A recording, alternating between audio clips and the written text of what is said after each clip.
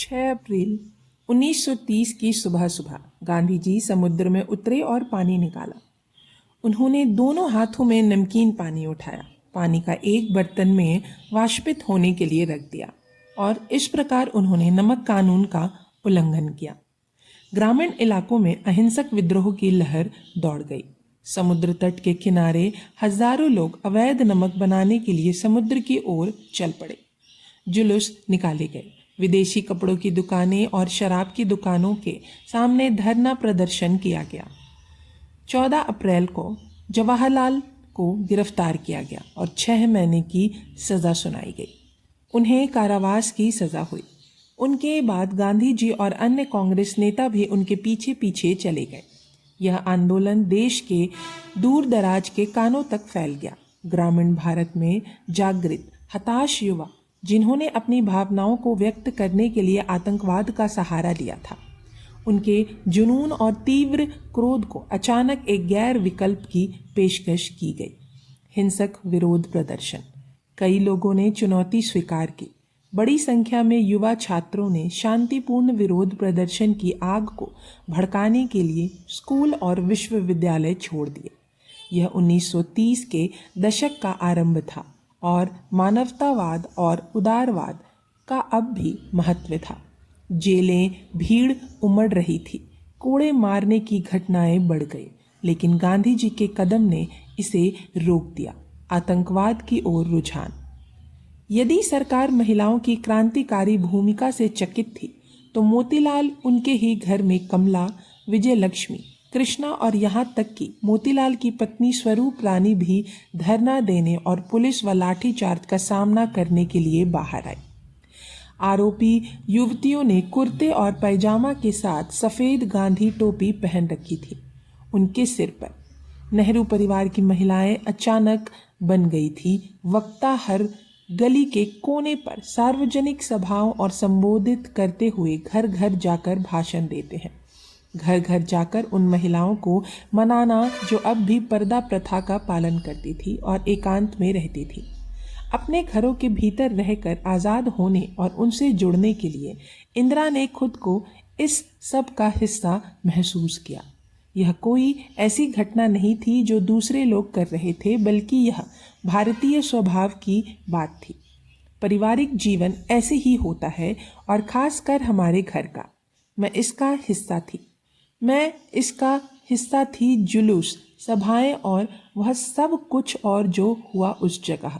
यह एक अत्यंत बचपन असुरक्षित था, क्योंकि हमें हर दिन यह नहीं पता था कि कौन जीवित रहेगा, घर में कौन कौन होगा, आगे क्या होगा। कमला ने अपनी ऊर्जा और अपने कौशल से मोतीलाल और घर वालों को आश्चर्यचकित कर दिया था।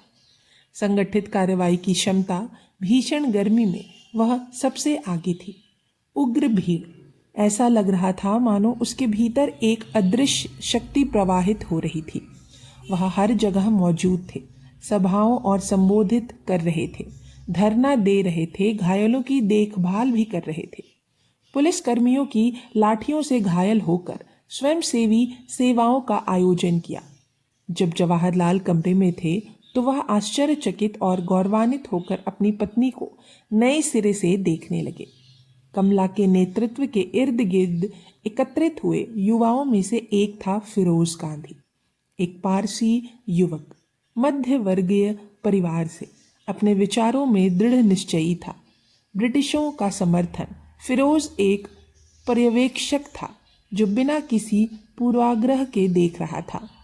कमला के नेतृत्व में एक प्रदर्शन में भाग लेते हुए पुलिसकर्मियों ने लाठीचार्ज किया। कमला पर आरोप लगने से वह खतरे में थी और फिरोज उसे बचाने के लिए बीच में कूद पड़ा। उन्हें गिरफ्तार कर पुलिस मुख्यालय ले जाया गया, जहां उनके साथ गंभीर दुर्व्यवहार किया गया।